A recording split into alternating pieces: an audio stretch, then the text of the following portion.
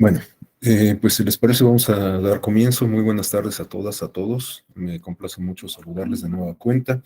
Un gusto pues poder compartir el espacio de nueva cuenta con Mauricio, con Juan Gerardo, Luis, Argenis, Ana Cristina, César, Iván, Cindy, Fidel, Jessica, Juan Gerardo, Miguel Galeana y Miguel López, Miriam. Muchas gracias por acompañarme en esta tarde. Sé que este horario de viernes por la tarde es un poco incómodo, por decirlo de alguna forma, ¿no? Hasta emocionalmente, bueno, pues ya estamos un tanto agotados y estamos pensando quizás en las actividades de esparcimiento y de relajación el fin de semana con la familia, pero bueno, pues los viernes también existen y hay que disfrutarlos y aprovecharlos al máximo. Bueno, vamos a comentar el día de hoy este módulo sobre nociones preliminares 3 de este programa de el diplomado sobre argumentación jurídica, y este módulo se integra por una sola sesión que desahogaremos justamente el día de hoy y abordaremos digamos que tres ejes temáticos o tres componentes, tres elementos que guardan relación con la materia o la temática central del diplomado, que es el de la argumentación jurídica. Bueno, ustedes ya seguramente tuvieron oportunidad de revisar los otros módulos de acuerdo al programa sobre las nociones preliminares y de alguna forma pues ya tendrán algunas nociones respecto a el contexto, es decir, por qué tendríamos que abordar otras disciplinas académicas en un seminario o en un programa de diplomado, en este caso, sobre argumentación jurídica. Bueno, algunas cosas, sobre todo las que voy a comentar al principio, quizás sean un tanto reiterativas por lo que estoy comentando. Les pido su paciencia en este sentido, apelo a su paciencia y a continuación vamos a revisar algunas características particulares de estas disciplinas que eventualmente nutren la ciencia jurídica y que se manifiestan o pueden llegar a manifestarse a través de actividades y prácticas de argumentación, lo cual da como producto en muchas ocasiones pues textos jurídicos, ¿no? Tanto los que tienen un origen de tipo parlamentario, es decir, las leyes, como los que tienen un matiz que pudiéramos considerar más técnico y que corresponde a las sentencias que emiten los jueces, ¿no? Bueno, conforme a estos antecedentes vamos a ir avanzando con la presentación. Como se los comenté la vez pasada, yo siempre suelo utilizar presentaciones de PowerPoint porque me parecen un recurso interesante, un recurso útil en términos didácticos para los procesos de enseñanza-aprendizaje. En lo particular, no sé si yo lo había comentado, pero yo no soy abogado, yo soy sociólogo, y entonces algunos temas que son más propios de la formación jurídica, me resultan un tanto novedosos, a pesar de que ya llevo un tiempo trabajando en la Escuela Judicial Electoral, pues hay algunas cuestiones, algunos elementos que reitero por mi formación profesional, me siguen pareciendo un tanto ajenas. Sin embargo, bueno, no es el caso, o al menos yo considero que no es el caso el día de hoy, puesto que justamente lo que vamos a abordar, o uno de los elementos que vamos a abordar, se refiere a la disciplina académica de la sociología. Y por otro lado, también vamos a discutir algunas cuestiones sobre la antropología y la ciencia política, que de alguna manera podríamos considerar como disciplinas hermanas, son disciplinas que están muy relacionadas, incluso yo me atrevería a decir que hay algunos entrecruces entre algunas de ellas. Por ejemplo, tenemos un derivado de tanto la sociología como la antropología, que se refiere a la antropología social, y bueno, pues así podemos identificar algunos otros entrecruces. Y como lo vamos a ver, pues justamente estas disciplinas también pueden llegar a tener una influencia en la ciencia jurídica, y no solo en términos teóricos, sino también en la práctica judicial, ¿no? Bueno, vamos a avanzar entonces con la revisión de algunos conceptos o nociones al respecto, y me parece insoslayable que hagamos alusión a conceptos básicos de este diplomado, que reitero, puede que ya hayan abordado con cierto rigor, con cierto grado de minuciosidad en sus clases clases previas, pero bueno, reitero que me parece obligado que hagamos alusión a ellas para tener un referente, un contexto y avanzar en la exposición. Estos conceptos se refieren a la interpretación, a la argumentación y a la hermenéutica jurídica. Bueno, sabemos que son conceptos o nociones que al pertenecer al ámbito de las ciencias sociales son unívocas, bueno, no son unívocas, sino pueden ser o bueno, tener un contenido polivalente y que dan como para una discusión académica, teórica, técnica sumamente amplia, ¿no? Pero para tener un referente que podamos compartir entre todos, entre todas, para los propósitos de esta sesión, me permití pues incorporar estas ideas para cada una de estas nociones o conceptos. En ese sentido, tenemos que podemos interpretar o que podemos definir como interpretación una actividad que consiste en dotar de sentido a la norma por aplicar. El resultado de tal actividad no puede ser otro que la determinación del marco constituido por la norma y la comprobación de las diversas maneras posibles de llenar. Bueno, esto seguramente ustedes lo saben mucho mejor que yo. Finalmente, la interpretación estriba en una actividad humana más propia de los juristas, que tiene como propósito dotar de sentido a un texto de tipo legal o un texto que eventualmente se puede materializar en acciones, las cuales también pueden estar sujetas a interpretación. Y bueno, pues en este sentido podemos mencionar, por ejemplo, los hechos, los elementos de prueba, casi cualquier elemento de la ciencia y de la técnica jurídica pueden ser sujetos a algún tipo de interpretación. Cuando se lleva a cabo justamente un juicio, un proceso judicial, todas las partes que intervienen en este proceso pueden fungir justamente como actores de interpretación respecto a los mismos elementos que comparten entre todos, ¿eh? Tanto el juez como las dos partes en conflicto, pues le darán una interpretación particular, quizás incluso subjetiva, a todos los elementos que son comunes para las tres personas envueltas en esta problemática jurídica, ¿no? Bueno, por otro lado tenemos que la argumentación desde una perspectiva retórica comprende el conjunto de estrategias que organizan el discurso persuasivo y también que desde una perspectiva lógica podemos entender la argumentación como un tipo de razonamiento. Es decir, que bueno, estos apuntes yo los tomé de un libro que se llama, ahorita les digo la fuente, porque en otros casos de estas láminas sí puse las fuentes, pero en este caso no. No, es que no me aparece la referencia completa en este archivo, pero es un libro denominado o intitulado Tratado de Hermenéutica Analógica hacia un nuevo modelo de interpretación de Mauricio Beuchot. Bueno, entonces quedamos que la argumentación puede ir en dos sentidos. Por un lado, podemos entenderla como una actividad humana de tipo sistemático que tiene como propósito ulterior el convencimiento, la persuasión. Y por otro lado, podemos entenderlo también como un proceso intelectual, como un proceso de razonamiento que articula distintas premisas para llegar a una conclusión. Y por último, el tercer componente o concepto que deseo compartir con ustedes en esta etapa de contexto, de introducción, se refiere a la hermenéutica jurídica.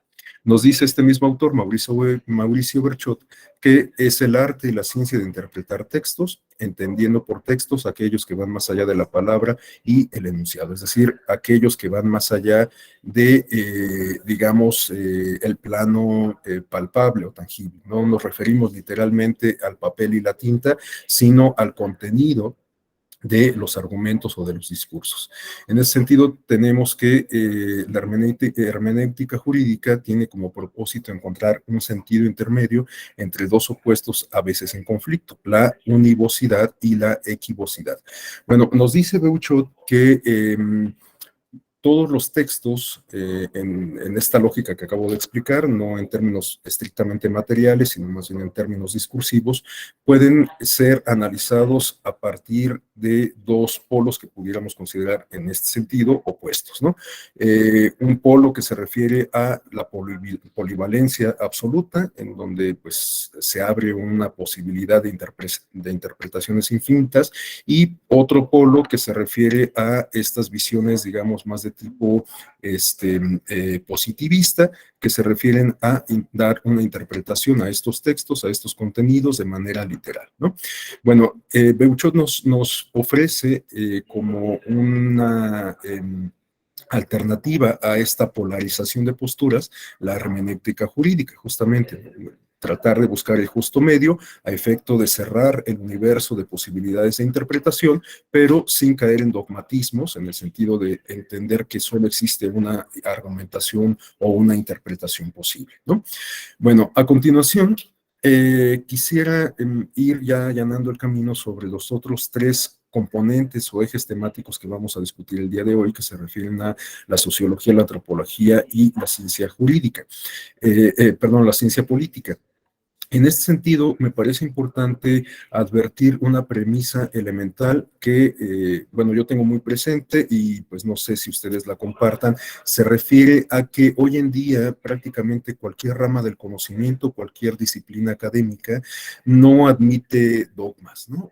A lo mejor en la Edad Media, quizás todavía en el siglo XX, podríamos hablar de que las disciplinas del conocimiento tenían sus propios métodos, tenían sus propias bases teóricas, tenían su propia historia, tenían su propia autonomía, pero hoy en día la generación de conocimiento, sobre todo de conocimiento científico, demanda necesariamente la multidisciplinariedad. Esto, por supuesto, no significa que tengamos que renunciar a todas estas características que acabo de mencionar, a los métodos tradicionales, a las teorías clásicas de cada una de estas disciplinas, etcétera, sino de lo que nos habla es de justamente asumir una postura más afín a la hermenéutica en términos de apertura, ¿no? Es decir, asumir posturas que no se refieran a posturas de tipo endogámico, sino a posturas que estén abiertas a recibir, digamos, que aportaciones, a ser enriquecidas por distintas disciplinas o posturas académicas, ¿no? En ese sentido, me parece importante señalar que en particular la ciencia jurídica siempre ha estado influenciada de alguna forma por otras disciplinas académicas. Algunas de las que históricamente han influenciado la ciencia jurídica, que yo me atrevería a decir que son consustanciales a ellas, se refieren a la filosofía y a la lógica. Pero también a lo largo del tiempo podemos advertir que la sociología y la lingüística han también hecho aportes importantes a la ciencia jurídica. De hecho, en este ejercicio que realicé yo para documentarme y poder preparar estas láminas de PowerPoint, me di cuenta de que hay algunos autores que consideran que la ciencia jurídica en realidad no alcanzó este estatus, sino hasta después de que Max Weber y Hans Kelsen llevaron a cabo sus planteamientos sobre bueno, sobre los estudios del derecho. De alguna manera, estos dos autores dotaron de métodos a el derecho y con esto contribuyeron a darle una autonomía como disciplina autónoma del conocimiento. Por supuesto, después ya la ciencia jurídica, como ciencia autónoma, tuvo su propio desarrollo a lo largo del siglo XIX y del siglo XX, ¿no? Pero originalmente el derecho, y de hecho seguramente ustedes saben mejor que yo acerca de este debate, bueno, pues se dirimía justamente entre reconocerla como una ciencia, el derecho ser reconocido como una ciencia, como una disciplina dentro del campo de la cientificidad, o bien como una actividad de tipo más bien técnico, ¿no? Bueno, les decía que en opinión de algunos autores, incluso de la teoría clásica como Kelsen y Weber, consideran que la ciencia jurídica únicamente alcanzó este estatus de cientificidad hasta el momento en que comenzó a desarrollar sus propios métodos y comenzó a entender el derecho desde una perspectiva distinta, ¿no? Bueno, en este sentido podemos entender entonces que la sociología y la lingüística, como lo comentaba, han influenciado también a la ciencia jurídica, la han de alguna forma dotado de contenido a partir de estas perspectivas y por lo tanto podemos ver que hay un entrecruce, una simbiosis entre distintas disciplinas académicas, ¿no? Y más recientemente podemos identificar que hay otras disciplinas académicas que también pueden tener una influencia en la ciencia jurídica o en el derecho, ¿no? Estas disciplinas se refieren a la antropología, a la informática y a la ciencia política. La ciencia política o algunos de los elementos, de los objetos de estudio de la ciencia política, también históricamente han tenido alguna vinculación, algún tipo de entrelazamiento con el derecho, porque coinciden en temas como puede ser la teoría del Estado, o la organización política de las sociedades, entre otras cuestiones, ¿no? Pero también, como ocurrió con el derecho, la ciencia política como una disciplina autónoma no tiene tanto tiempo como si puede ocurrir, por ejemplo, con el caso de la filosofía, que es una ciencia, una disciplina milenaria, sino que estamos hablando de una ciencia, de una disciplina académica, digamos que más reciente, ¿no? En este sentido, también podríamos identificar dentro de de esta misma categoría de ciencias de reciente cuño a la antropología. La antropología, como lo comentaba desde hace rato, guarda alguna relación con con la sociología, pero tiene un objeto de estudio un tanto matizado respecto a los objetos de estudio de la sociología. En un momento vamos a ver a qué se refieren justamente estas diferencias en los enfoques, ¿no? Y también, evidentemente, hoy tenemos una disciplina del conocimiento que a lo mejor no le podemos todavía otorgar este estatus de cientificidad, pero sí podemos identificarla como una corriente de pensamiento y que se refiere a la informática. La informática está influyendo en muchas otras disciplinas, como es la ciencia jurídica, pero también en la propia sociología, en la antropología y en la comunicación. La informática está planteando retos sumamente interesantes para las sociedades contemporáneas en términos de marketing, de neurolingüística, de neurociencia, entre muchas otras manifestaciones de este tipo, ¿no? Y de hecho, la ciencia jurídica ha sido demandada por la informática a efecto de regular algunos aspectos de la realidad física que derivan de de la informática. Me refiero, por ejemplo, a todas estas cuestiones que tienen que ver con contratos digitales, con las plataformas de streaming, con las plataformas de transporte, con muchas otras empresas que se desarrollan en el campo digital. Todas estas nuevas realidades, todas estas innovaciones, de alguna forma, como lo comento, imponen una necesidad de intervención al derecho. Hasta hace no mucho tiempo, ustedes recordarán que aquí en el caso de México, para no ir lejos, se estaba discutiendo esta cuestión respecto a si todas estas plataformas tendrían que pagar impuestos, ¿no? Pues es una cuestión que explica parte de lo que estoy diciendo, ¿no?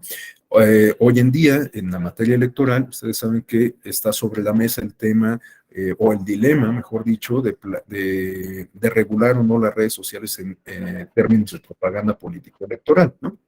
Entonces, bueno, estas realidades que nos plantea el desarrollo de la informática, reitero, pues demanda la intervención para su interpretación de otras disciplinas y en el caso de la ciencia jurídica, no solo su interpretación, sino su regulación. Y bueno, el siguiente tema que quisiera que abordáramos es el de la multidisciplinariedad, pero para dar paso a ello, no quisiera dejar de mencionar esta cita que extraje de un artículo de la autoría de Francisco José Paoli Bolio y que reza de la siguiente forma: el desarrollo de la ciencia y la tecnología se entiende mejor cuando se advierten los cambios de las sociedades junto con los cambios en los paradigmas del conocimiento. Yo sintetizaría esta frase, esta idea de Paoli Bolio en el entendido de que la ciencia, el avance científico, el conocimiento que nos permite interpretar la realidad, tiene que avanzar en la medida en que se lo demanda tal realidad, ¿no? Vuelvo al ejemplo que ponía del avance informático. Hoy tenemos muchas cosas que hace 10 años, pues en realidad no existían. Hoy incluso las hemos normalizado. Lo comentaba yo en la sesión previa que tuvimos, este tipo de sesiones virtuales a distancia, pues antes parecían como escenas de ciencia ficción que solo habíamos visto en las películas del Santo, de James Bond, ¿no? Y ahora pues son actividades o son herramientas que hemos hecho parte de nuestra cotidianidad. En este sentido, bueno, pues este tipo de avances que ahora forman parte de la realidad tienen que ser explicadas por distintas disciplinas académicas y en algunos casos reguladas, como ocurre en el caso del derecho. Bueno, les decía que esta frase, esta idea de Paoli Bolio me da la pauta como para abordar otros tres conceptos que guardan relación con el tema que estamos mencionando o con los temas que estamos estudiando, que estamos comentando y que se refieren a estos vínculos, estas aportaciones que se dan entre distintas disciplinas, entre distintas ramas del conocimiento, ¿no? Bueno, Paoli nos habla en particular de tres categorías en este sentido, de la multidisciplinariedad, la interdisciplinariedad y la transdisciplinariedad. De alguna forma, a partir del prefijo en cada uno de estos conceptos podemos inferir a qué se refieren, ¿no? Pero para que quede más claro podemos señalar que en el caso de la multidisciplinaridad estamos hablando de la convergencia de al menos dos corrientes de pensamiento, de al menos dos disciplinas académicas que eventualmente pueden dirigirse sobre un mismo objeto de estudio y con esto enriquecer su explicación, su análisis, su proyección, etcétera, ¿no? Cualquier tipo de hallazgo que derive de un análisis científico sobre ese objeto de estudio. Algo similar ocurre con la interdisciplina. Sin embargo, aquí hay una particularidad, perdón. En la interdisciplina, de lo que estamos hablando, es, como lo dice el apunte, de algo un tanto más complejo en comparación con la multidisciplina, porque no se refiere únicamente a la yuxtaposición o a la coincidencia de disciplinas para estudiar un mismo objeto de estudio, sino que exige una integración de la teoría o elementos de la teoría científica en varias disciplinas. Es decir, de aquí en este caso, la interdisciplinaridad de lo que nos habla no es de, digamos, los complementos que se puedan dar entre dos ramas o disciplinas académicas distintas, sino más bien la integración que se da entre esos dos elementos, entre esas dos corrientes, entre esas dos perspectivas o disciplinas respecto a un mismo objeto de estudio. Entonces, estamos aquí más bien frente a una suerte, si se me permite la expresión, de simbiosis científica o de simbiosis académica y teórica, ¿no? Y bueno, también de alguna forma de simbiosis metodológica. Ustedes recordarán que durante mucho tiempo el método científico era, digamos que, visto como la única condición posible para generar conocimiento de tipo científico. Hoy, a la luz de este tipo de reflexiones, a la luz de la acuñación de este tipo de conceptos, tenemos que el método científico no necesariamente es la única forma de generar conocimiento de naturaleza científica, ¿no? De hecho, la ciencia, desde los planteamientos de Mario Bunge, es claro que tiene ciertas limitaciones, ¿no? Y desde distintas disciplinas académicas se ha planteado o se ha hecho la explicación incluso de las cuestiones inmateriales, religiosas, espirituales, en aquellos casos en donde la ciencia no alcanza a explicar todavía determinados fenómenos, ¿no? En fin, esto solo lo planteo como comentario al margen, pero para cerrar esta idea les decía que la interdisciplinaridad implica la conjunción o la integración, para decirlo más claramente, de dos o más disciplinas académicas. Y la transdisciplinariedad es un poquito más compleja porque implica dar un paso más allá a la interdisciplina. En este caso estamos hablando, nos dice Paoli, de una estrategia para la búsqueda del conocimiento de una nueva manera, en la que tiene una gran influencia la filosofía de la deconstrucción. Esta estrategia consiste en recorrer a través de varias disciplinas determinados campos de conocimiento. Es decir, que la transdisciplina pasa por la deconstrucción de dogmas, incluso aquellos que hemos aceptado como de tipo científico, inamovibles, inquebrantables, incuestionables, ¿no? Por eso les decía que incluso el método científico, pues ahora ya no es visto como aquel método infalible, infranqueable, único, que permite la generación de conocimiento científico, sino que puede haber algunos otros métodos alternativos de generar conocimiento nuevo o conocimiento especializado.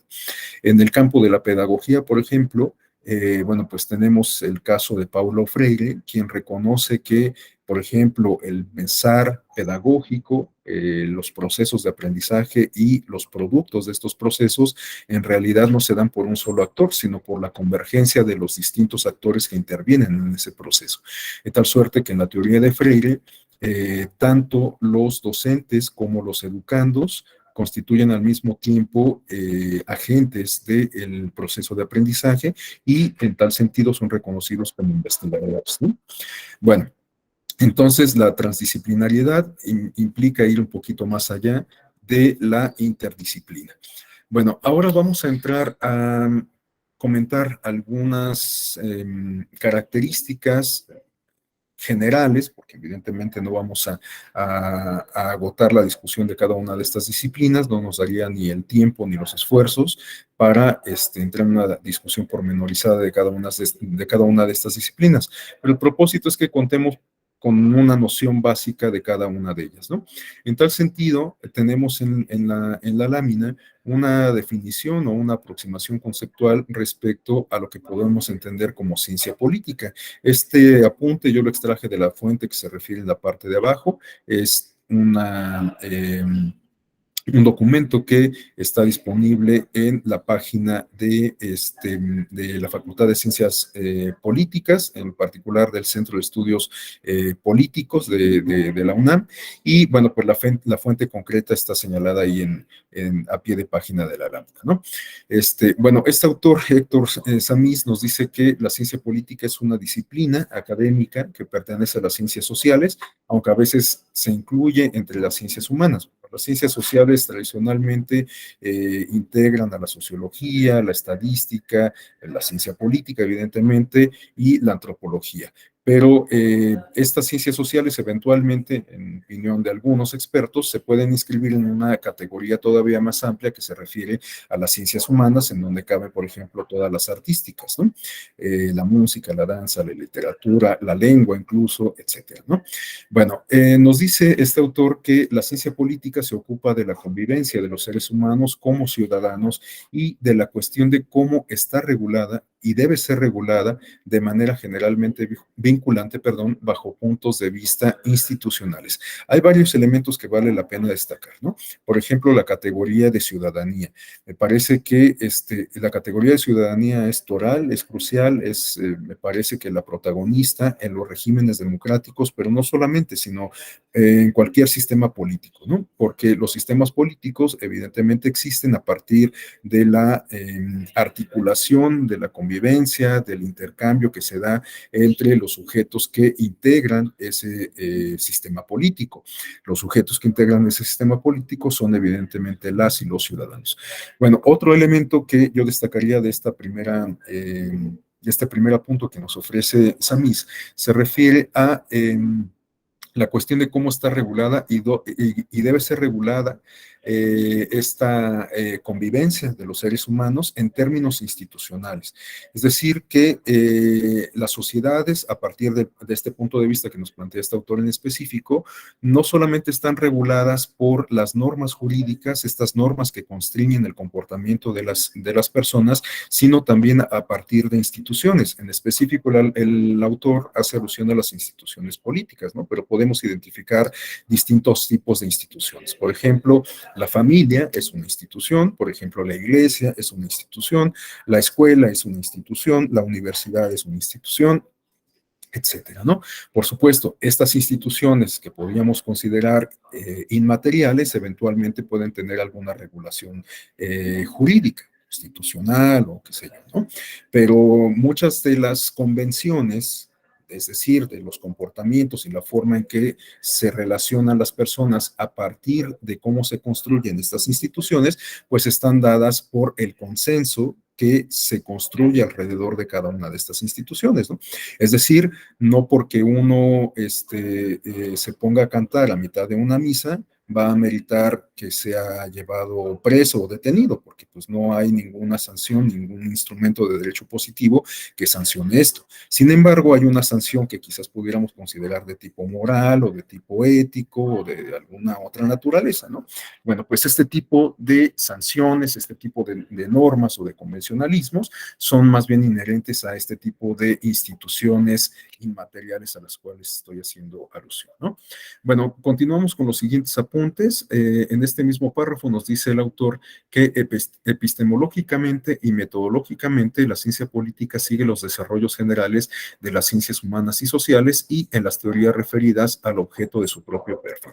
Es decir, que la ciencia política, al igual que las demás ciencias sociales, está dotada de autonomía, está dotada de un desarrollo teórico y está dotada de teorías o de planteamientos de tipo metodológico. Es decir, estas estrategias científicas, racionales, intelectuales, que nos permiten justamente avanzar en la generación de conocimiento científico, de conocimiento nuevo, en este caso en específico, sobre los temas políticos y sobre los temas que se relacionan con las personas entendidas como ciudadanos o como ciudadanas, ¿no?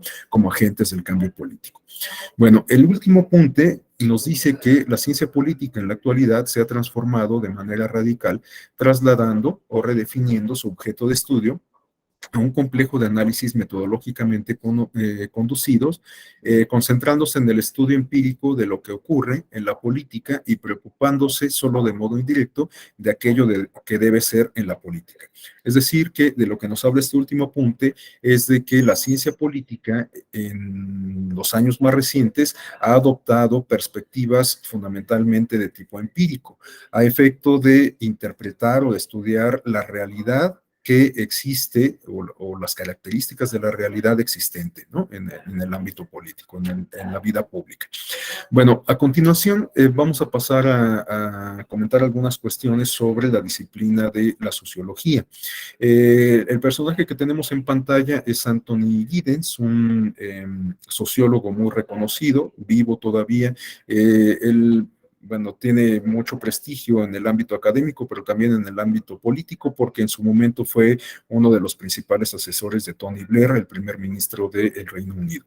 Bueno, Giddens es, junto con Giovanni Sartori y con Zygmunt Bauman, uno de los sociólogos contemporáneos más influyentes en la disciplina de la sociología, pero también en algunas otras ciencias.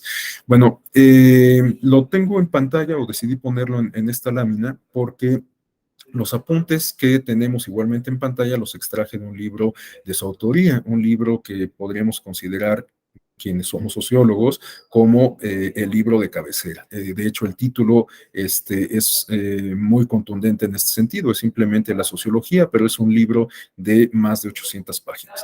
Bueno, en particular extraje estas definiciones muy puntuales y muy sencillas que nos ofrece Giddens para saber a qué nos referimos cuando hablamos de la sociología. Nos dice este autor que la sociología es el estudio científico de la vida humana, vemos nuevamente este énfasis en el carácter de cientificidad, de la vida humana, los grupos sociales, las sociedades en su conjunto y el mundo de los seres humanos como tal.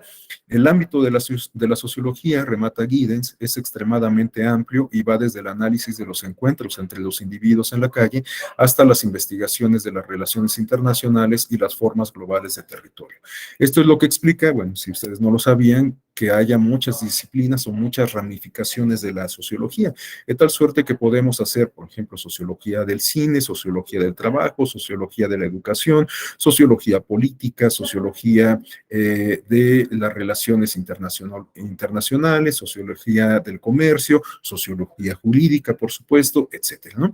Esto es porque, pues, justamente como de lo que se trata es de estudiar la vida, el comportamiento en sociedad de las personas, pues se abordan prácticamente todas las dimensiones de la vida social, incluso la privada, ¿no? También hay sociología de la familia, por supuesto, ¿no? Bueno, otros apuntes que extraje de esta fuente se refieren a que la mayor parte de nosotros, nos dice Giddens, contempla el mundo en función de las características que nos resultan familiares en nuestra propia vida, bueno, en dimensiones como la familia, los amigos y el trabajo. La sociología nos muestra la necesidad de adoptar un punto de vista mucho más amplio acerca de por qué somos como somos y por qué actuamos como lo hacemos. Es decir, que la sociología tiene implícita un carácter, un matiz de reflexión, de crítica, etcétera, ¿no? Y también, si lo pensamos un poco, pues guarda mucha relación con el concepto de hermenéutica que veíamos hace rato, ¿no? Bueno, también nos dice Giddens que la sociología nos enseña que lo que consideramos natural, inevitable, bueno, verdadero, puede no ser así y que lo que damos por sentado está enormemente influido por fuerzas históricas y procesos sociales. Es decir, que prácticamente cualquier aspecto de la vida social puede ser sujeto a crítica, puede ser sujeto a cuestionamientos, etcétera, ¿no? Porque en ese sentido, pues podemos plantear prácticamente cualquier tipo de pregunta. ¿Por qué somos asiduos a las redes sociales en la actualidad? ¿Por qué una telenovela tiene tal éxito y tal rating? ¿Por qué un partido de fútbol genera tanta expectación? ¿Por qué se generan, por qué tienen tanto éxito los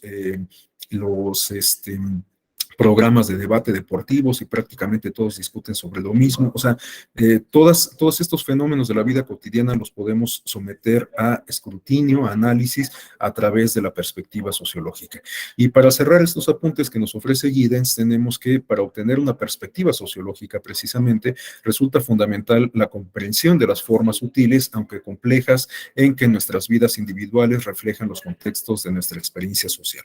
Es decir, que no es necesario, desde el punto de vista sociológico, que analicemos las grandes estructuras como para entender el comportamiento social, sino que podemos enfocarnos en las relaciones vis a vis, en las relaciones que se dan persona a persona, ¿no? Bueno, para complementar estos apuntes de Giddens, quisiera compartir con ustedes este video que es muy corto, de unos cuantos minutos, para entender la relación que existe entre esta disciplina académica y el derecho, que da como resultado la sociología jurídica, ¿no?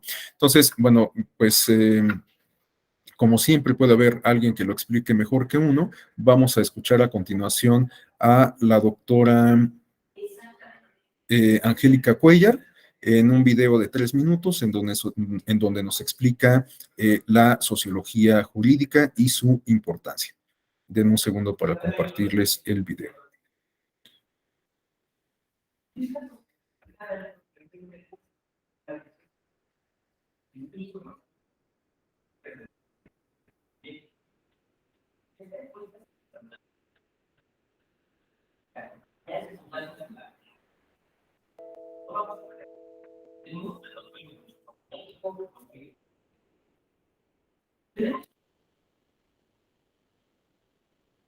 La sociología jurídica es una herramienta científica que ve el derecho como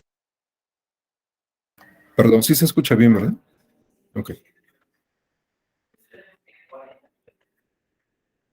una modalidad de la acción social. Esto lo ha dicho y lo ha escrito y lo ha enseñado Vincenzo Ferrari, un destacadísimo profesor emérito de la Facultad de Jurisprudencia en Milán. ¿Y qué significa? Significa que el derecho es un producto social. El derecho es un producto de luchas, es un producto de acuerdos, es un producto de políticas. Entonces el derecho, visto desde la sociología, no es aquella entelequia inamovible, autodotada de sentido propio, con una facultad propia de reproducirse, sino que es un producto social, y así lo ve la sociología jurídica. De ahí la importancia de la sociología jurídica, de encontrar que el derecho se estudia dentro de una sociedad con campos en disputa en esa sociedad, que se estudia en una sociedad donde hay intereses, en una sociedad donde hay políticos, en una sociedad donde hay partidos, donde hay incluidos y excluidos, en procesos de dominación excluyentes, muchas veces injustos. Entonces, bueno, el que la sociología ve así el derecho definitivamente es una gran aporte, porque nos ayuda a visualizar el derecho como algo que está en juego, como algo que se puede disputar y como algo que eventualmente puede redituar en beneficio de causas justas, en beneficio de obtener derechos, de ejercer esos derechos. Y también, visto de esta manera, puede ser importante visualizar al derecho como un arma también de represión, ¿no? O sea, esto lo hemos visto pues no solo en nuestro país, sino en muchos países donde el derecho es utilizado como un arma de represión social y de represión pues a movimientos sociales, a defensores de derechos humanos, En fin, ¿no? Entonces, esta sería la gran aportación de la sociología jurídica a las ciencias sociales. Desmistifica el derecho, ¿no? El derecho no es solito, no es por sí solo, no se reproduce solito, no se ejerce solito. El derecho es una forma, una modalidad de la acción social, y así lo ve, y así lo estudia, y así lo describe la sociología jurídica.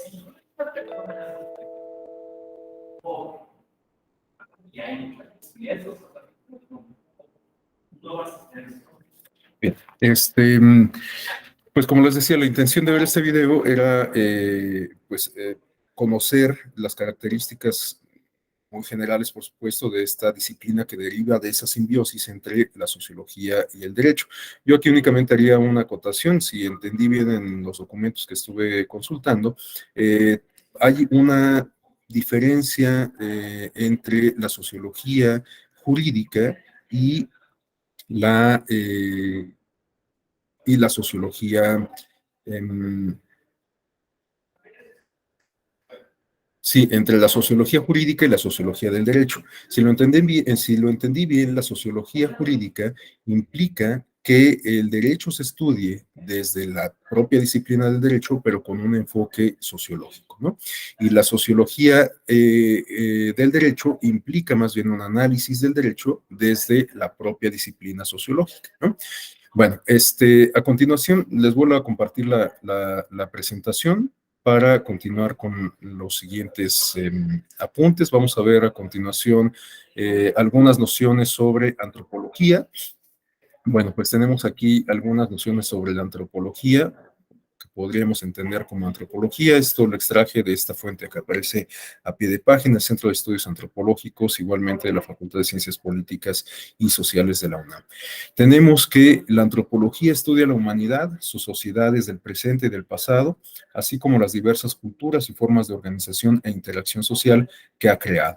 A partir de esta primera frase, de esta primera oración, podemos advertir que hay algunos entrecruces, algunas similitudes con la sociología, pero vamos a ver que también existen diferencias sustanciales que de hecho van a quedar mucho más claras en la lámina que viene a continuación, en donde de manera puntual podemos identificar en qué estriban esas diferencias entre la antropología y la sociología. Bueno, tenemos también que la antropología conoce y analiza la diversidad étnica, los procesos de continuidad y cambio sociocultural, las formas de organización social y, en general, todas las expresiones de la variabilidad humana. Incursiona en la coevolución del Homo sapiens con otras especies animales y su relación con el medio ambiente. También esta fuente nos habla de que la antropología se refiere a una disciplina que cuenta con diferentes campos de conocimiento o áreas de especialización que se han desarrollado durante más de un siglo. Les decía que en realidad la sociología, la antropología como la ciencia política tienen una data más reciente, ¿no? Bueno, nos dice esta fuente que en el periodo del último siglo se ha caracterizado esta disciplina por estar en continuo debate y generación de nuevos conocimientos, lo que ha permitido abonar al entendimiento y comprensión de las sociedades humanas, tanto del presente como en el pasado. Bueno, como hemos visto en estos dos párrafos, se hace o se menciona de manera reiterada la historia en términos pretéritos, ¿no? En el pasado. Esto es así porque, bueno, justamente la antropología no solamente sirve para interpretar la realidad de determinados grupos en determinados contextos en el presente, sino también como para reconstruir la historia de los grupos en el pasado. Por eso es que pues, justamente los arqueólogos tienen también una formación antropológica, porque de lo que buscan es justamente analizar el comportamiento, las características de las personas en el pasado, en atención a las estructuras que regían las sociedades antiguas, las relaciones que se establecían, el entorno, como se señala, el medio ambiente, la relación con otros seres vivos, etcétera, ¿no? Todas estas cuestiones que hoy, reitero, quizás nos parezcan tan naturales, tan cotidianas, como el hecho de que las comunidades prehispánicas o las comunidades indígenas actuales guarden cierto respeto por la naturaleza, por los animales, etcétera, bueno, pues se explica justamente a partir de estos enfoques antropológicos, ¿no? Bueno, tenemos también en estos apuntes que la antropología ha tenido un importante desarrollo a lo largo de los siglos XX y las 2 décadas que van del siglo XXI, y que desde su consolidación como disciplina autónoma se ha interesado por conocer a las otras culturas y la interrelación entre el hombre y el medio ambiente, bueno, entre las personas, para utilizar lenguaje incluyente.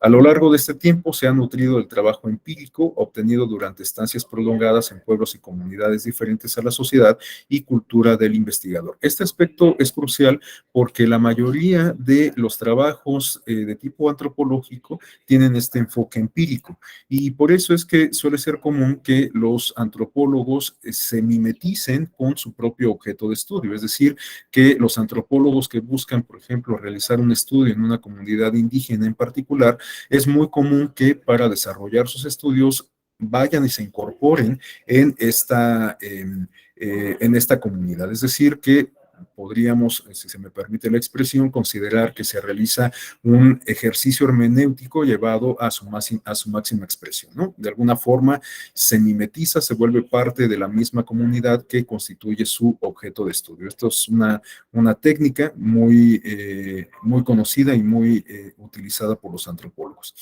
Bueno, se dice también en esta fuente que a lo largo del tiempo se ha nutrido del trabajo empírico, como ya lo comenté, obtenido durante estancias prolongadas en pueblos y comunidades diferentes a las propias. El estudio de la alteridad y la obtención de información de manera directa y de primera mano ha sido una de sus características distintivas. Por eso es que también, como parte de las técnicas y las herramientas metodológicas que suelen ser más utilizadas por los antropólogos, encontramos las técnicas de la entrevista y sobre todo las de entrevista a profundidad, ¿no?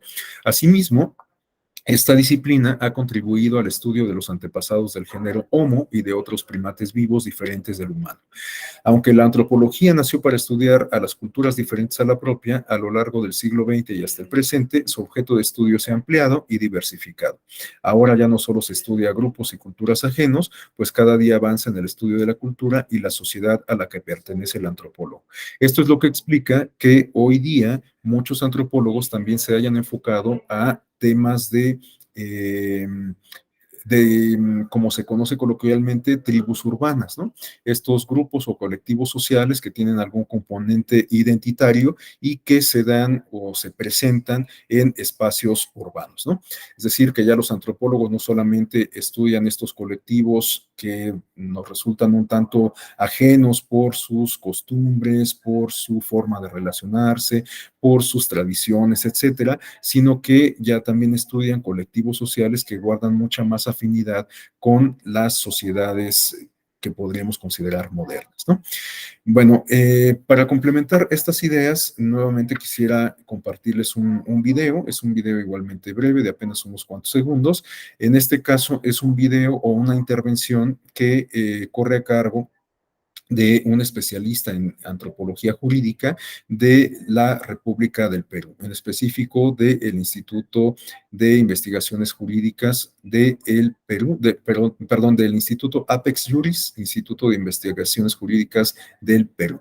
Bueno, es una intervención, en realidad es una entrevista que dura alrededor de 18 minutos, pero solamente me interesa destacar un segmento de alrededor de 4 o 5 minutos, en donde me parece que se destaca con cierta puntualidad las características y la importancia de la antropología y su vinculación con el derecho, lo cual constituye este binomio que podríamos considerar como antropología del derecho.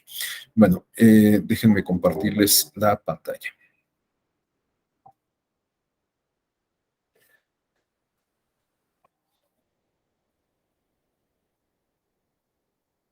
Muy bacán esa pregunta. Bueno, en cuanto a la formación jurídica del estudiante, en general al abogado, la formación jurídica del abogado, creo que la antropología como disciplina tiene mucho que aportar, no solo desde un punto de vista teórico, sino también metodológico, ¿no? Por ejemplo, partiendo desde el punto de vista teórico, creo que la antropología coadyuva a cuestionar y a criticar los dogmas o postulados que muchas veces se consideran de aplicación universal en el derecho, ¿no? Por ejemplo, como diría uno de los principales importantes teóricos de la antropología actualmente, Marc Augé, la antropología, señala él, pone en crisis el decorado de las verdades establecidas.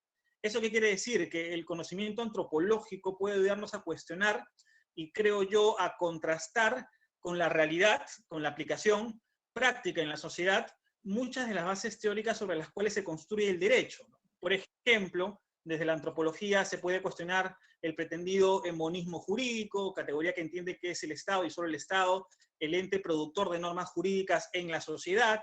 Puede tomar en consideración una perspectiva intercultural, por ejemplo, en la aplicación de derechos humanos. Puede proveer entendimientos o herramientas, mejor dicho, para entender la administración de justicia comunal que se hace en nuestro país, entre otros muchos aspectos, ¿no? Incluso, ya te hablo en las investigaciones que yo me encuentro realizando actualmente, la antropología ayuda mucho, provee un marco teórico interesante sobre las teorías sobre las redes sociales o las relaciones sociales, ¿no? Entre las cuales se encuentran, por ejemplo, las redes profesionales en el derecho, ¿no? Ello puede tener una explicación desde la antropología, cómo se construyen las redes, las relaciones profesionales, sociales en el derecho, si las analizamos con categorías como, por ejemplo, el paisanaje o la extracción cultural de los sujetos, ¿no? Eso desde el punto de vista teórico me parece importante. Desde el plano metodológico, la antropología tiene herramientas metodológicas que pueden resultar muy provechosas para los estudiantes del derecho. Así, por ejemplo, tenemos a la observación participante, ¿no? Que es el método clásico de la antropología, el cual implica la inserción del investigador en el campo, en donde quiere estudiar, ¿no? O sea, el investigador necesita hacer trabajo de campo y para ello es entrenado a fin de estar en el campo y a partir de observar y participar de las actividades que busca estudiar, poder obtener información de primera mano, ¿no? Esto, que es la observación participante, se puede aplicar junto con la realización de entrevistas, que pueden ser estructuradas, semi-estructuradas, historias de vida. Todo ello puede llevar a la elaboración de un documento que en antropología se conoce como la etnografía, por ejemplo. La etnografía, que es un documento de validez científica, si se puede dar, que utiliza una metodología de carácter cualitativo, ¿no? Entonces, en resumidas cuentas, yo creo que la antropología como disciplina social, como disciplina teórica, puede brindar importantes insumos teóricos y metodológicos para el estudio del derecho, ¿no? Teóricamente puede ayudar a cuestionar, criticar, poner en duda algunas cosas que se encuentran normalizadas dentro de la teoría jurídica, por ejemplo, que se consideran de aplicación universal, pero que dependen mucho del contexto cultural, del contexto social propio de un país, de una sociedad, y desde el punto de vista metodológico me parece fundamental las herramientas, ¿no? ¿Por qué? Porque yo creo que lo que falta en el derecho, lo que falta en la investigación jurídica es trabajo de campo. Y creo que las ciencias sociales nos pueden ayudar a nosotros, los abogados, los académicos, los investigadores, a poder aprender nuevas técnicas metodológicas que puedan hacer mucho más rica la investigación y con resultados sumamente interesantes, ¿no? Sí, justamente a propósito de esta metodología o método que habías comentado de la etnografía, el trabajo de campo que resulta pues muy necesario en el área del derecho, como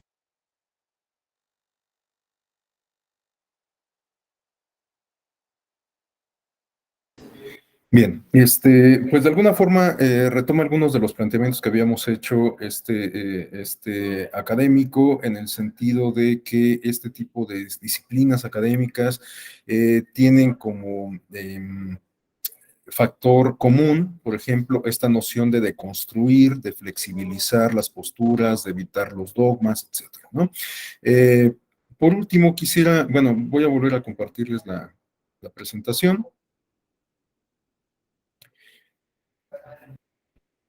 Quisiera mostrarles esta lámina para cerrar esta parte de las características generales de la sociología, la antropología, su vinculación con el derecho, etcétera. Bueno, para cerrar esta parte, quisiera presentarles esta información sobre cuáles pudiéramos considerar los distintivos, los elementos distintivos entre la sociología y la antropología. Básicamente pudiéramos hablar de 5 grandes rubros, de 5 grandes elementos que las diferencian a ambas disciplinas académicas. El primero de ellos es el objeto de estudio. En el caso de la sociología, como ya lo habíamos comentado, esta ciencia nos ayuda a el estudio de los individuos, de las personas, del ser humano, de la cultura y el desarrollo de la perdón, aquí están invertidos los contenidos, les ofrezco una disculpa. Este contenido corresponde a la antropología, ¿no? Es el estudio del ser humano, la cultura y el desarrollo de la humanidad, ya que como comentábamos hace rato, la antropología no solamente estudia a los colectivos sociales, sus tradiciones, su cultura, la forma en que esta cultura condiciona las relaciones sociales, sino también cómo todo esto pudo haber tenido lugar en un momento de la línea del tiempo en el pretérito, ¿no? Y en el caso de la sociología, aquí sí estamos hablando de la interacción y el establecimiento de las relaciones sociales, es decir, del trato, de la vinculación que se da entre los sujetos que componen una sociedad, ¿no? Por otro lado, el siguiente elemento que nos permite establecer una diferencia entre ambas disciplinas se refiere a la ventana temporal estudiada. Tenemos que en el caso de la sociología, esta tiende a estar más centrada en el estudio de etapas históricas más cercanas al tiempo actual, mientras que en el caso de la antropología tiende a centrarse más en analizar la evolución de las sociedades a lo largo de la historia. Es decir, que si queremos estudiar, por ejemplo, cómo era la sociedad en el Antiguo Egipto o en el México prehispánico, quizás la perspectiva que nos ayudará para tener mejores y más certeros hallazgos sea la antropología y no tanto la sociología. Pero si queremos saber cómo ha sido el desarrollo de la sociedad industrial a partir de la aparición de la máquina de vapor, si queremos saber cómo se ha modificado la geopolítica del mundo, pues a lo mejor la ciencia que mejor nos ayudará para hacer ese tipo de análisis sea la sociología. Otro elemento que nos permite diferenciar ambas disciplinas se refiere al nivel de etnocentrismo. Tenemos que en el caso de la sociología, esta tiende a ser más etnocéntrica, generalmente centrada en la cultura o el tipo de cultura de la que se parte en la investigación. Como ya lo comentábamos, esta investigación suele ser más sobre las sociedades contemporáneas en comparación con la antropología, en donde el enfoque es, digamos, de tipo más holístico, es decir, que se incluye una perspectiva global de la humanidad y a menudo se observan culturas distintas de la propia, de la del observador, de la del analista, y esto con el objeto de comprender de mejor manera los diferentes desarrollos culturales y sociales. Otro elemento que nos permite diferenciar ambas disciplinas se refiere al tipo de datos utilizados. En el caso de la sociología, sus métodos incluyen el manejo de datos tanto cualitativos como cuantitativos. Por lo tanto, la sociología suele apoyarse en otras disciplinas como puede ser la estadística y en la realización de estudios econométricos.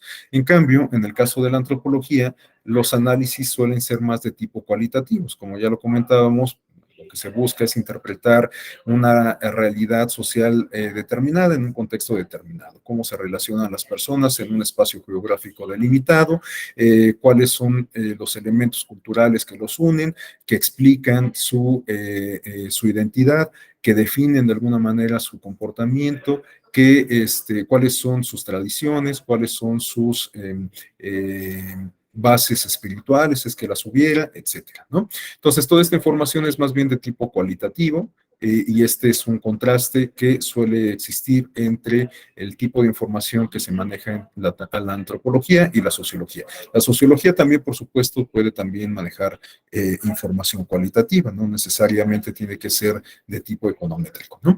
Y tenemos, por último, el nivel de aplicabilidad. En el caso de la sociología, el objetivo consiste en analizar la realidad existente, generalmente con el propósito no solo de comprender, sino también de eventualmente predecir o valorar la introducción de cambios en el sistema. Es decir, que la sociología nos sirve como para generar diagnósticos, para hacer análisis, incluso a través de la sociología podemos hacer estudios de prospectiva, es decir, adelantar algún tipo de suceso, algún tipo de evento o plantear algún escenario posible a partir de la realidad analizada, etc. En el caso de la antropología, esto en realidad pues no es posible porque el objeto de estudio es sumamente delimitado. Estamos hablando más bien de un ejercicio más de observación y análisis, ¿no? Pero esa observación y análisis en realidad no nos daría herramientas como para tratar de plantear un estudio de naturaleza distinta, ¿sí? Por ejemplo, un estudio de prospectiva o qué sé yo, ¿no? Bueno, por último,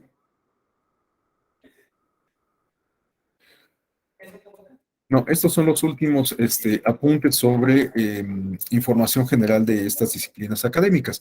Y bueno, a continuación, lo que quisiera es compartirles algunos casos que han sido resueltos por el Tribunal Electoral, porque me parece que hasta esta parte, pues quizás ustedes estarán preguntando si bueno, qué tipo de utilidad tiene la sociología y la antropología para la materia electoral, ¿no? Bueno, como ya lo hemos comentado insistentemente a lo largo de la exposición, en realidad estas disciplinas académicas pueden tener una influencia en la ciencia jurídica. Ya lo mencioné, ¿no?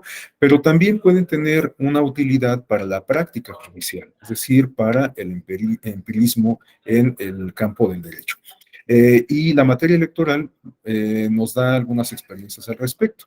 En este sentido, quisiera yo referirme a dos experiencias concretas, el caso Cherán, para ilustrar cómo la antropología eventualmente puede ser o brindar aportes a la práctica judicial, en este caso en el ámbito electoral, y también vamos a revisar un par de ejemplos en donde podemos advertir algún tipo de análisis sociológico que se ha incorporado a la perspectiva de los jueces electorales al momento de resolver problemáticas jurídicas concretas en el ámbito electoral. Y hacia el final, bueno, pues solamente de manera enunciativa vamos a identificar algunos aspectos o algunos campos que deberían de ser abordados, estudiados por los jueces electorales, por los operadores jurídicos de las instituciones electorales, para tener un bagaje de conocimiento más amplio que les permita no solamente pues, tener esta visión igualmente amplia, sino lograr una resolución, una decisión mucho más certera, mucho más precisa, ¿no? Y más pertinente. Bueno, comenzamos entonces por este caso que ha sido emblemático, el caso Cherán, que data del año 2011. Es uno de los primeros casos que tuvo gran resonancia en materia de justicia electoral incluyente y sobre todo de protección y tutela de pueblos y comunidades indígenas.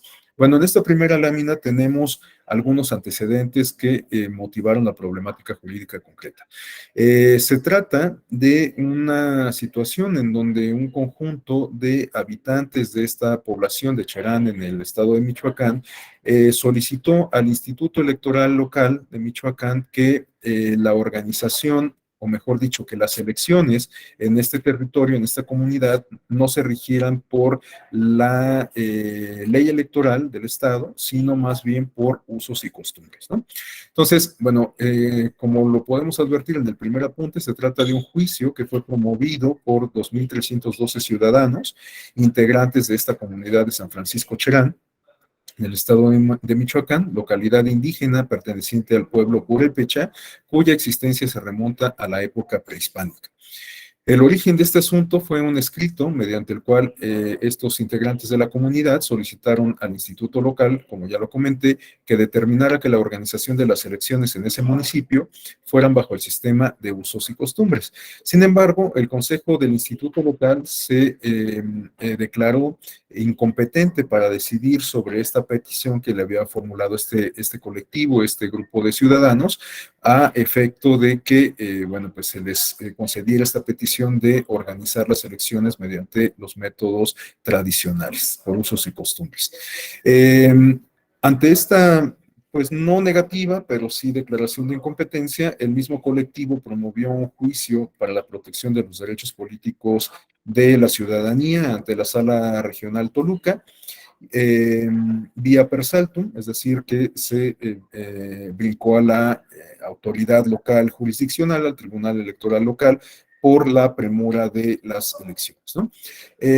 Aunque finalmente no correspondió a la Sala Regional Toluca conocer y estudiar el asunto y evidentemente resolverlo, sino que la Sala Superior ejerció su facultad de atracción y fue la máxima instancia del Tribunal Electoral la encargada de resolver en definitiva, ¿no?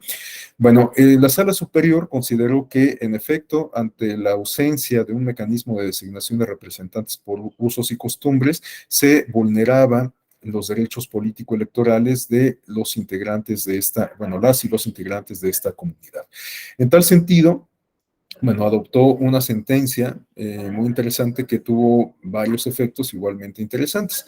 Tenemos en primer término que en la sentencia se reconoció que los integrantes de la comunidad indígena de Cherán tenían derecho, en efecto, a solicitar que la elección de sus propias autoridades se llevara a cabo por normas, procedimientos y prácticas tradicionales, con pleno respeto a los derechos humanos, en atención a los contenidos de los instrumentos en materia igualmente de derechos humanos, de orden supranacional suscritos por el Estado mexicano, así como a la luz de lo dispuesto en el artículo 2 de la Constitución y algunas otras, algunos otros, bueno, también y a la luz de los criterios adoptados por la Corte Interamericana de Derechos Humanos en situaciones en donde también se habían vulnerado los derechos de pueblos y comunidades indígenas.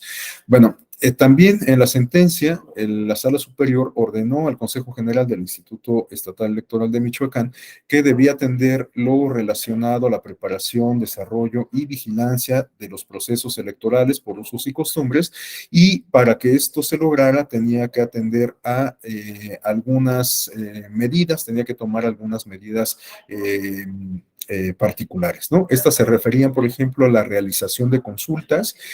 Tenía este ejercicio tenía como propósito averiguar o confirmar que la mayoría de las personas que integraban, o por lo menos la mayoría de las personas que estaban en posibilidades de votar, estaban de acuerdo en que el mecanismo de designación de representantes populares se realizara no por los medios legales contenidos en la ley del Estado, sino por estas vías alternas de designación de representantes, estos mecanismos por usos y costumbres.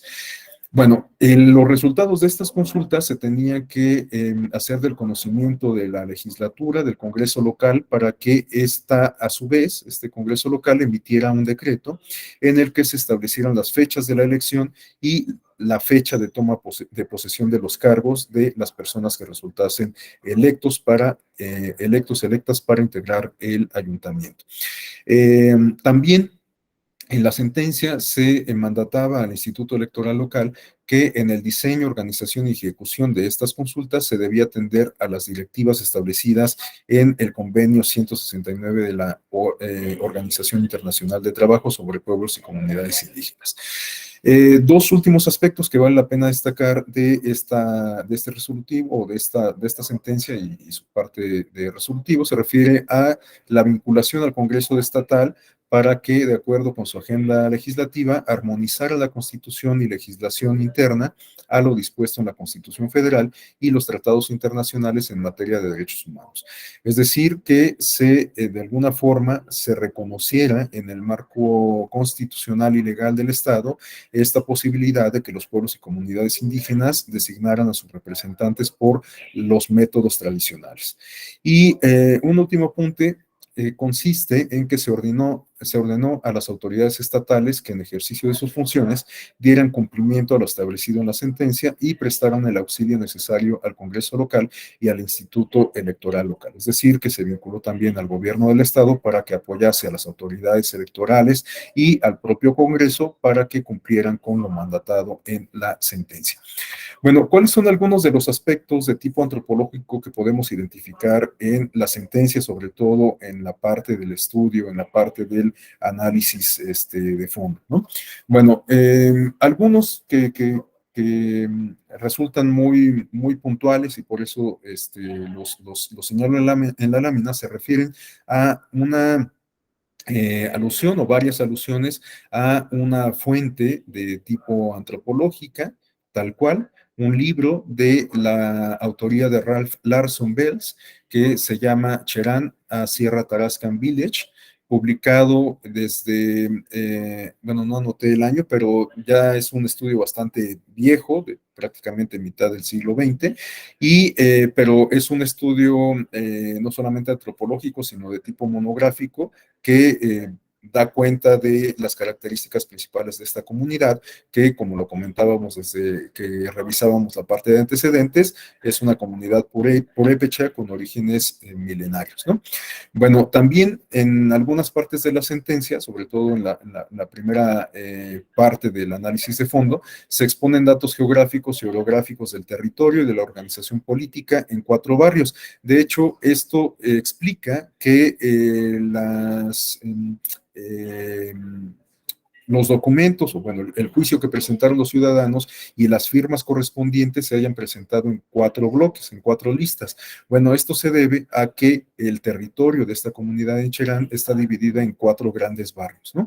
Entonces, bueno, quienes suscribían esta petición que se dirigió al Tribunal Electoral, pues eran las personas que integraban cada uno de estos barrios, y la forma de presentar las firmas correspondientes respondían a esta organización geográfica.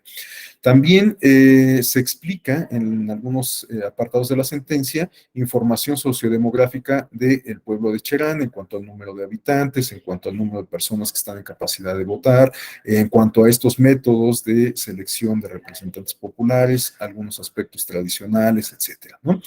Bueno, se exponen también contenidos de varios instrumentos internacionales en materia de derechos humanos suscritos por México, en particular los que se relacionan a personas, pueblos y comunidades indígenas, así como a casos resueltos por la Corte Interamericana de Derechos Humanos, como ya lo comentaba, ¿no? Es decir, que el Tribunal Electoral elaboró toda una robusta argumentación jurídica a la luz de todos estos elementos, de todos estos componentes extraídos de distintas fuentes del derecho, para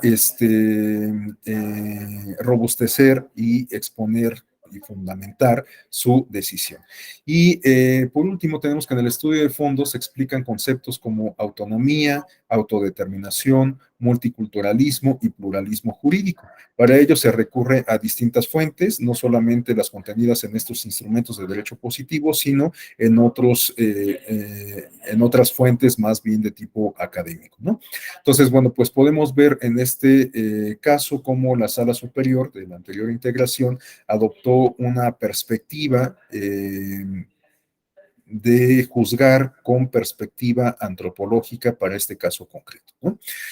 Bueno, y para comentar una experiencia sobre casos en donde se ha adoptado una perspectiva que quizás pudiéramos considerar sociológica, tenemos estos asuntos, el SUBREP 60-2016, el SUBREP 2021-2016 y el 222-2016 acumulados, que resolvieron la controversia que se presentó respecto a una sentencia previamente emitida por la Sala Regional Especializada, marcada con la clave PSC 32-2016.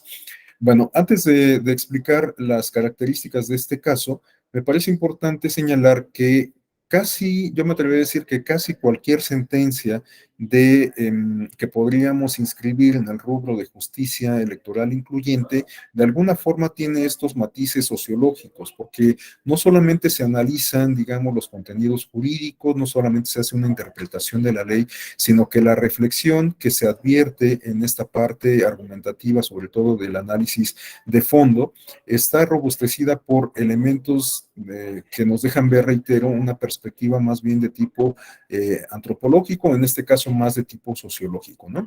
Y estos asuntos que vamos a revisar en particular me parecen muy ilustrativos sobre lo que estoy diciendo, porque en realidad estos asuntos son los que abrieron la brecha para que el Tribunal Electoral abordara el tema de los derechos de niñas, niños y adolescentes cuando se les involucra en actividades políticas, sobre todo de propaganda, sea esta política o electoral, ¿no?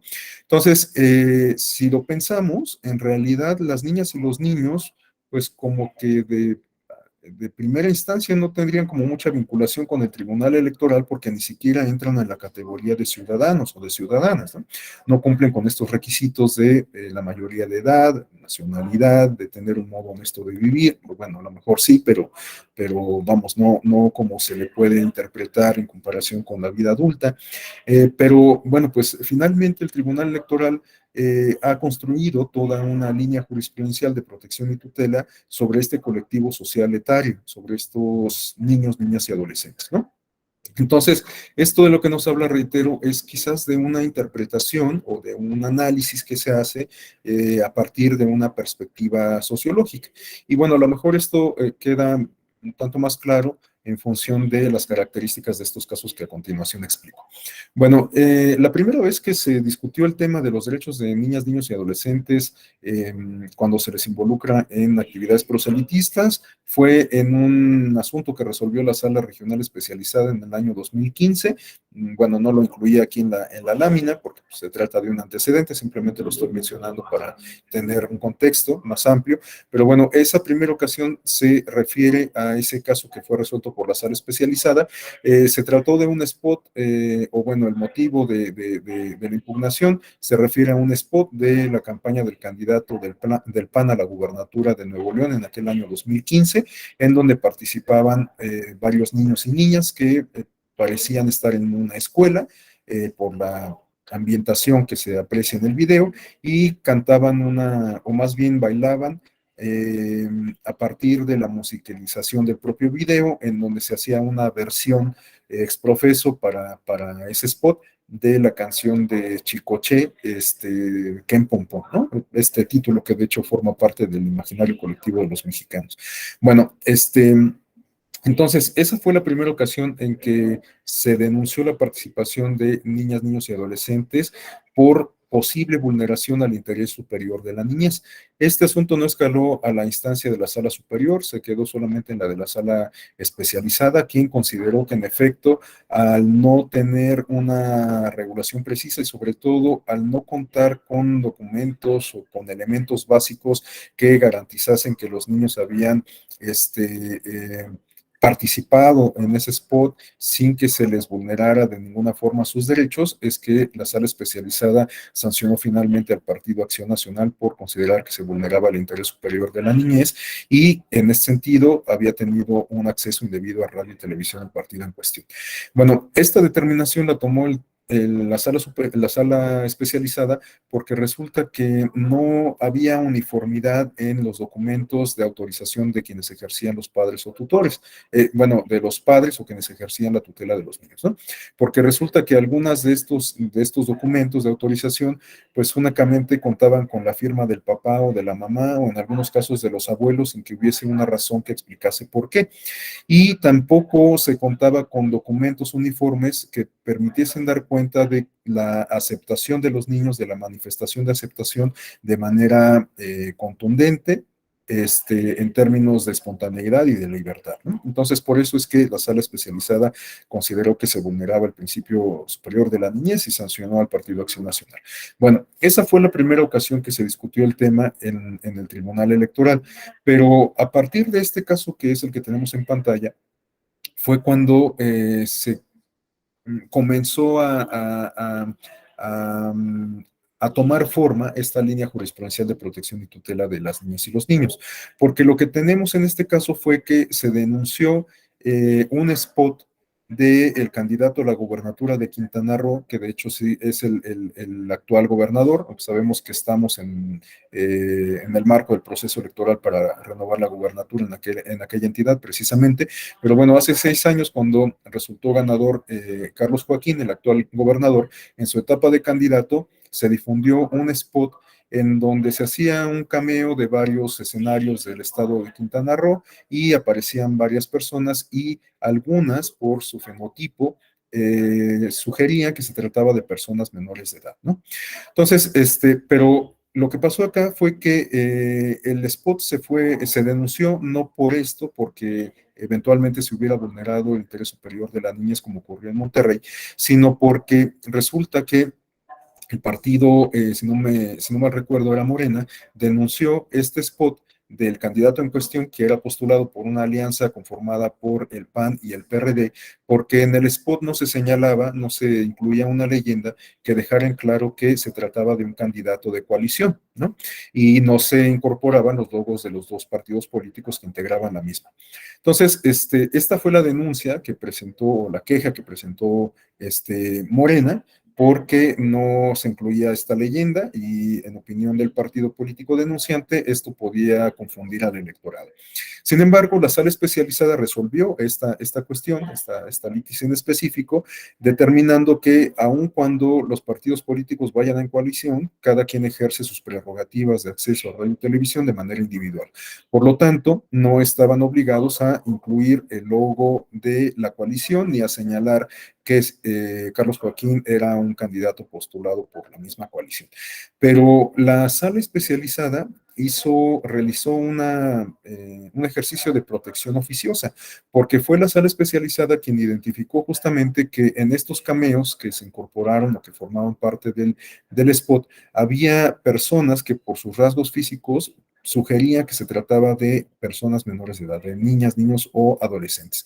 Entonces, la sala especializada le ordenó al Instituto Nacional Electoral que en primer lugar, pues confirmara si en efecto esto era así, si se trataba de personas menores de edad y en caso de que esto ocurriese, que se asegurase de que contaran con las autorizaciones de los padres o tutores y también de las manifestaciones de las niñas, niños y adolescentes, ¿no? Bueno, esta sentencia no cayó bien en el ánimo pues prácticamente de ningún partido político, porque esta sentencia resultó clave también en términos de justicia electoral inclusiva, no solo por este criterio sobre el interés superior de la niñez y protección y tutela de niñas, niños y adolescentes, sino porque con esta sentencia se ordenó también a los partidos políticos a que incorporasen en todos sus spots subtítulos en beneficio de las personas con discapacidad auditiva, de tal suerte que las personas que no pudiesen oír bien, pues pudieran entender y conocer el contenido del spot en toda su amplitud, no solamente viendo las imágenes, sino también leyendo los subtítulos del audio correspondiente. Bueno, esto implicaba, por supuesto, una responsabilidad, una vinculación a los partidos políticos, y no cayó muy bien en el ánimo de todos porque pues, se les vinculaba, ¿no? Entonces, prácticamente todos los partidos políticos controvirtieron esta sentencia ante la Sala Superior, y la Sala Superior terminó no solo por darle la razón a la Sala Regional Especializada, sino también dio un paso más allá en el sentido de vincular al Instituto Nacional Electoral para que una vez que transcurrieran los procesos electorales que se encontraban en marcha, se diera la tarea del INE de crear unos lineamientos que regularan la participación de niñas, niños y adolescentes cuando se les involucrara en actividades de propaganda, ¿no? Entonces, estas dos sentencias, la emitida por la Sala Regional Especializada y la de la Sala Superior, me parece que incorpora justamente una perspectiva sociológica, porque en realidad se plantea en el fondo una reflexión de protección y tutela de derechos de un colectivo social considerado en situación de vulnerabilidad, ¿no? Entonces, pues esto a todas luces me parece que se trata de una reflexión de tipo sociológico, porque hasta hace algunos años, pues en el campo de la arena electoral a lo mejor no pensábamos mucho en las niñas y los niños, a pesar de que el concepto de formación ciudadana casi de manera inherente los vincula, ¿no? Porque la formación ciudadana no empieza a partir de que alcanzamos el estatus de ciudadanía a los 18 años, sino que tendría que empezar con muchos años de anticipación, ¿no? La construcción de ciudadanía tendría que partir, me parece, desde el ámbito de la educación formal y construirse a lo largo de toda la vida o de la primera etapa de la vida de las personas. Pero pues creo que hasta el momento no hemos puesto el énfasis suficiente en estos procesos de pedagogía social, aunque bueno, pues eso es discusión de otra índole. Bueno, y para cerrar esta idea únicamente sobre cómo se ha robustecido esta perspectiva que podríamos considerar sociológica, en particular sobre esta línea de protección y tutela de los derechos de niñas, niños y adolescentes, yo mencionaría estos otros dos asuntos, el resuelto por la Sala Regional Especializada con la clave 99-2017 y el SUBREP 120-2017, con el cual se resolvió la impugnación que se presentó respecto a la sentencia previamente emitida por la especializada.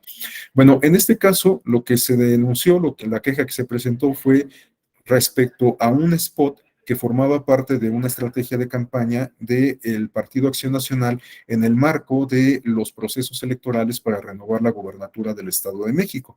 Se trataba de un spot que hacía una recreación de una situación de asalto con violencia, en donde una madre iba manejando su vehículo y en un semáforo era asaltada por un par de delincuentes a mano armada, ¿no? Y en el asiento trasero viajaba una niña. Bueno, este spot fue denunciado por el Partido Revolucionario Institucional.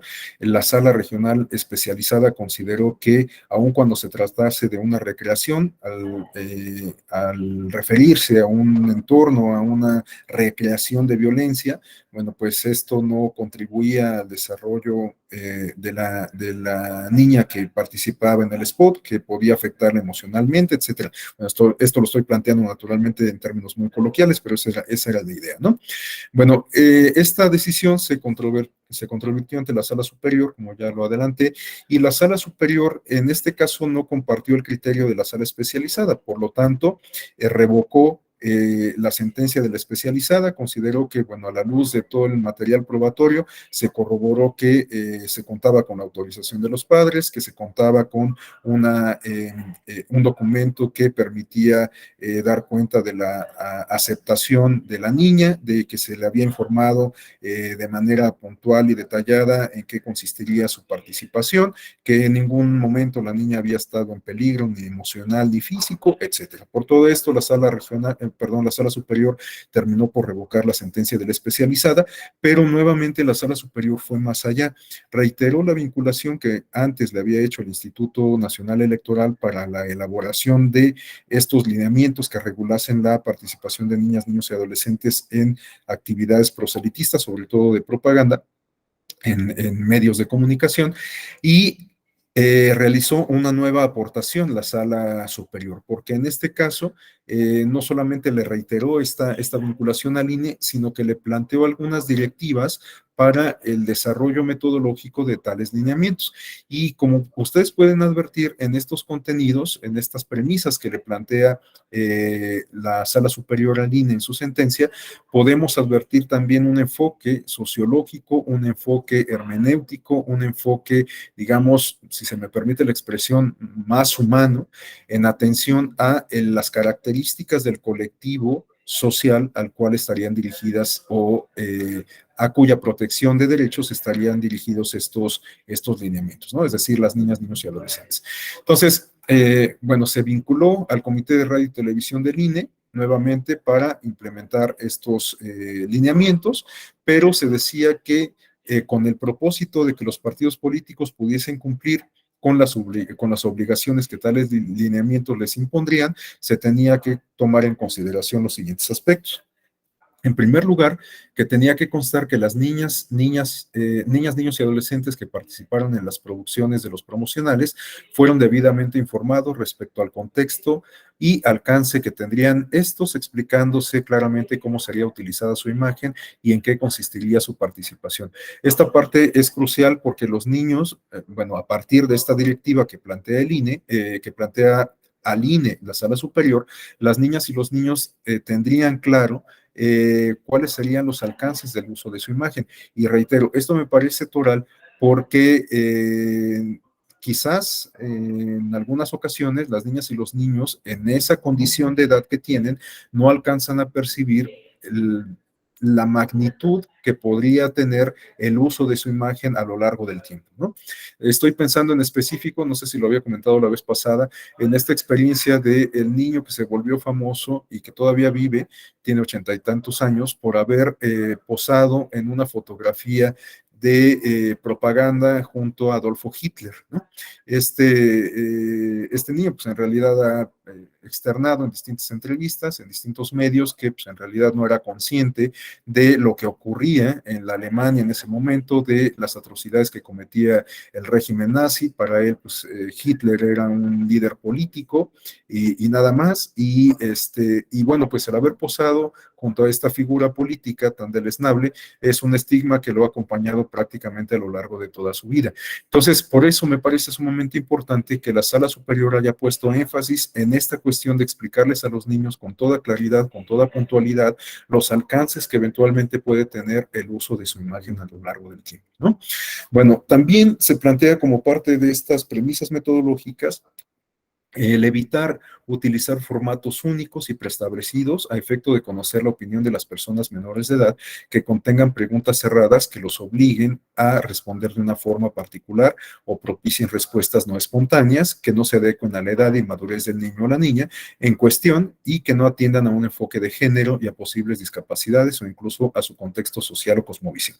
Es decir, que lo que plantea la sala superior es que no se utilicen formatos preestablecidos y cerrados, que propicien sobre todo las respuestas binarias, sí o no, sino que se piense en otros formatos que realmente permitan captar la aceptación de los niños de manera libre y espontánea, como pueden ser a través de dibujos, a través de grabaciones, a través de manualidades, en fin, ¿no? Entonces se deja abierta la posibilidad, pero lo único que se queda claro es que no deben de existir, o que lo ideal es que no existan formatos preestablecidos que se refieran a recoger respuestas binarias a planteamientos concretos.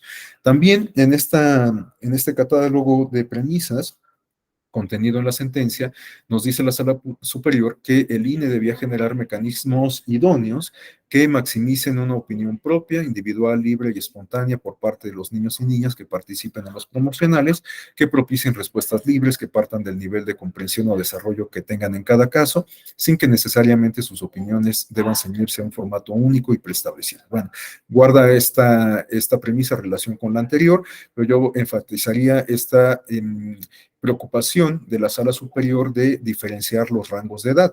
Por supuesto, no tiene un mismo desarrollo emocional, cognitivo, incluso físico, un niño o una niña de 12, 13 años en comparación con uno de 6, ¿no? Prácticamente es el doble de la edad. Entonces, hay que, bueno, en la perspectiva de la sala superior, había que tomar en consideración estos rangos de edad que están asociados al desarrollo en distintos sentidos. Y por último, tenemos que los mecanismos que se adopten deben permitir a las autoridades administrativas y jurisdiccionales poder comprobar que efectivamente los partidos políticos cumplieron en cada caso sus obligaciones respecto a las niñas y niños que participen en los promocionales. Es decir, que estos lineamientos tenían que facilitar, digamos, las cuestiones administrativas, las cuestiones de trámites, las cuestiones de formalidades, para que los partidos políticos estuvieran en condiciones de cumplir con todos los requisitos, teniendo como propósito último, por supuesto, garantizar los derechos de niñas, niños y adolescentes. Bueno, hemos visto entonces cómo en el ámbito electoral estas nociones de sociología, estas nociones de antropología pueden tener algún tipo de influencia de tipo práctico al momento de resolver problemáticas jurídicas concretas a través de las sentencias, bueno, en este caso del Tribunal Electoral del Poder Judicial de la Federación. Ahora, en el caso de la ciencia política, pues a lo mejor es donde podemos advertir, digamos, una mayor influencia de esta disciplina en los jueces electorales, ¿no? Lo cual se puede advertir en las sentencias. Por eso es que no elegí una sola sentencia, sino más bien integré un catálogo de temas respecto a los cuales los integrantes, las integrantes de la sala superior y bueno, también de las otras salas del Tribunal Electoral, eventualmente suelen montar sus argumentos, eventualmente a partir de estas perspectivas o a partir de estas líneas temáticas que se inscriben en la perspectiva politológica, es que se desarrollan los argumentos jurídicos que fundamentan las decisiones judiciales del Tribunal Electoral a través de sus salas, ¿no? Entonces, este catálogo de temas se refiere, por ejemplo, a la distritación y organización demográfica y electoral, que bueno, pues en realidad es un tema que no es propio, por supuesto, es a todas luces claro que no pertenece a la ciencia jurídica, ¿no? Es más bien inherente a la politología, la ciencia, no es propio de la ciencia jurídica y pertenece más bien a la ciencia política, ¿no? El tema de los sistemas electorales y las fórmulas de asignación, pues bueno, los tribunales electorales resuelven cuestiones relacionadas, por supuesto, con los sistemas electorales, con las fórmulas de asignación por el principio de mayoría y de representación proporcional, en función de lo que establece la regulación vigente.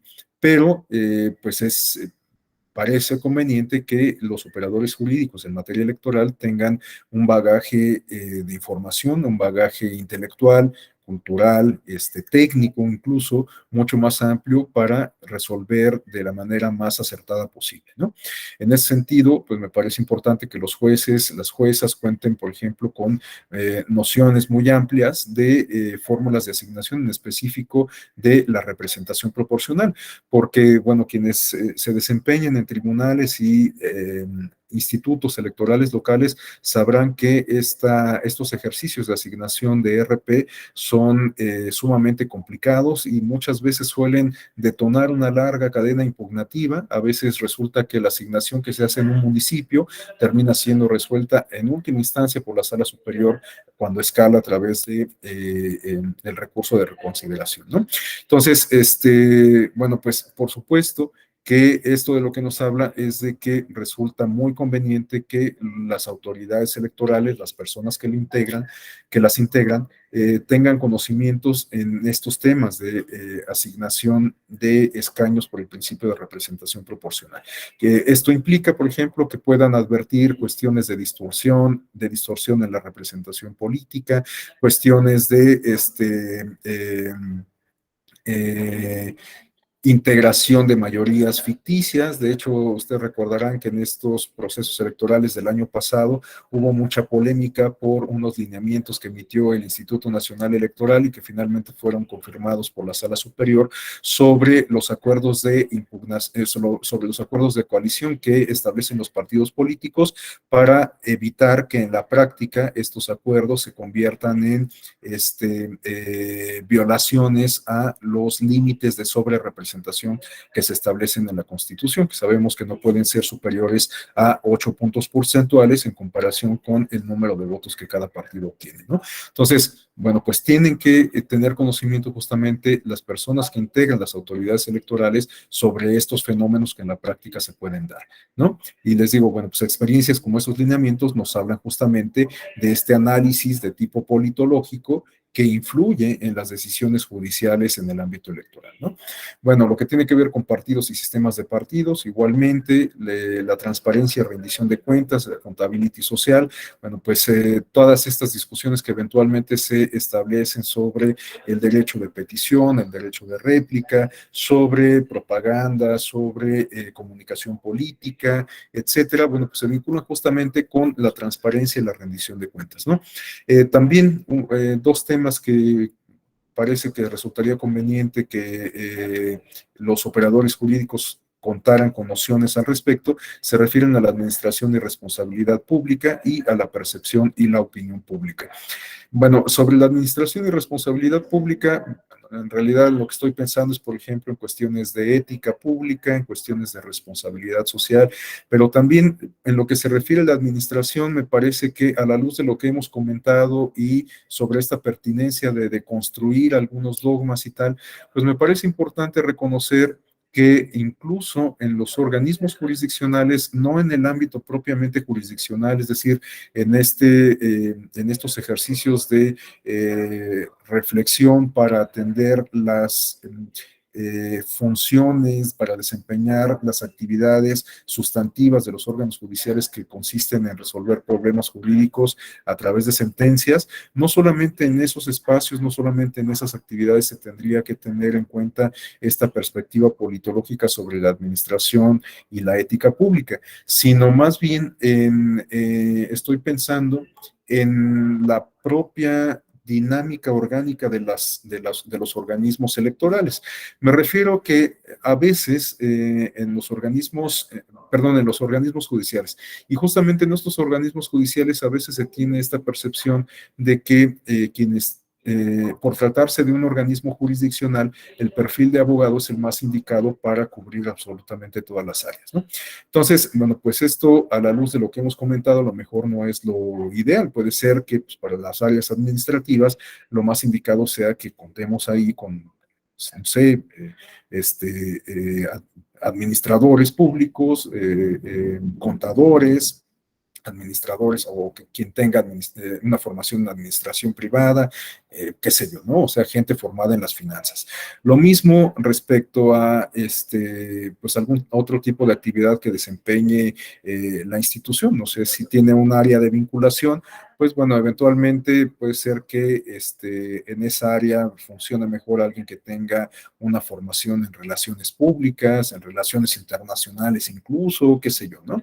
Entonces, bueno, esto lo comento a partir pues, de la experiencia propia, en mi transitar por distintas instituciones, ¿no? Porque, bueno, estoy hablando en específico de los organismos electorales o de los organismos jurisdiccionales, pero es algo que se advierte en muchos campos de la administración pública, ¿no? Pensemos, por ejemplo, en el ámbito de la salud, bueno, pues muchos de los puestos administrativos son ocupados por médicos y no por personal que podría tener un perfil más indicado para el desempeño de esas funciones de tipo quizás más técnico, ¿no?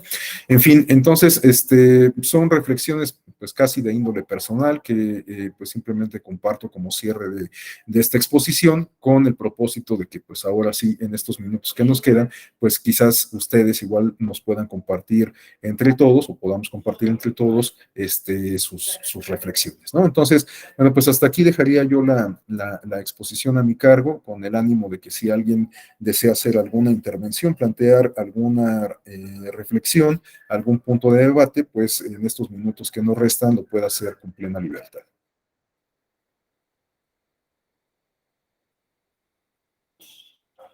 Adelante, Ana. Ana Cristina.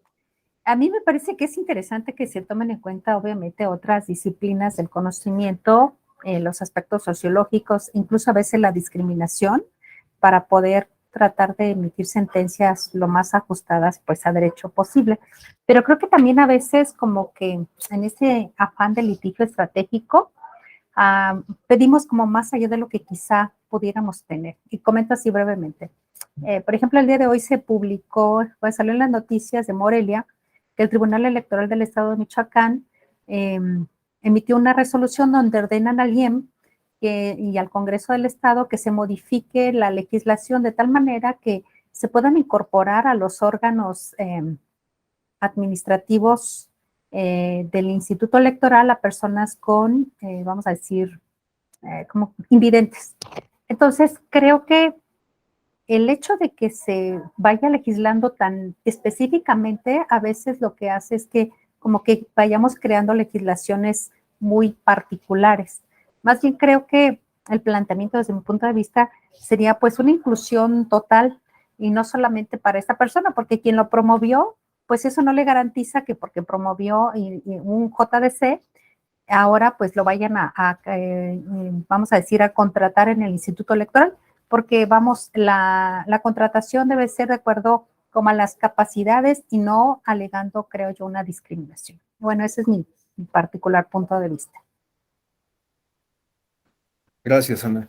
Y bueno, pues en realidad sí plantea un tema interesante, ¿no? Un dilema interesante. A lo mejor si llegamos a este nivel de especificidad, si queremos que todas las particularidades queden contenidas en la ley, pues a lo mejor va a ser sumamente difícil.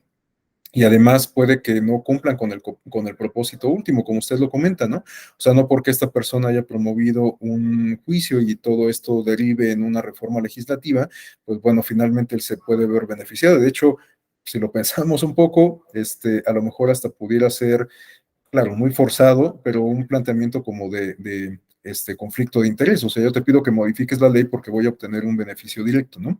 Claro, esto lo planteo con muchas pincitas y muchas entre comillas, ¿no? O muy entrecomillado. Pero yo lo que comentaría al respecto es que, pues quizás en esta etapa en la que nos encontramos, estas modificaciones a la ley tienen un carácter quizás no tanto impositivo o dispositivo como sí lo tienen en términos simbólicos, ¿no? Entonces, a lo mejor esta parte, estas modificaciones que se hacen a los marcos normativos, pues nos hablan de alguna forma de institucionalización a través de los instrumentos jurídicos o instrumentos legislativos de los esquemas tradicionales, ¿no? Entonces, en ese sentido yo lo vería positivo, aunque le cedo en parte razón a lo que comenta, o sea, si queremos que absolutamente todas estas particularidades queden reflejadas en leyes, en normas, en reglamentos, pues creo que va a ser una discusión ad infinitum, ¿no? Pero bueno, esta también es una percepción personal. No sé si alguien más tenga algún comentario. Bueno, si no hubiese más intervenciones, no me resta más que agradecerles el favor de su atención. Les deseo una excelente tarde, un magnífico fin de semana y sobre todo, pues que concluyan de manera muy exitosa su programa del diplomado. Seguramente nos encontraremos en otro espacio. Muy buena tarde, hasta pronto. Gracias, doctor. Buenas tardes, compañeros. Hasta luego. Hasta luego, gracias. Gracias. Buenas tardes a todos. Gracias, Ken, hasta luego.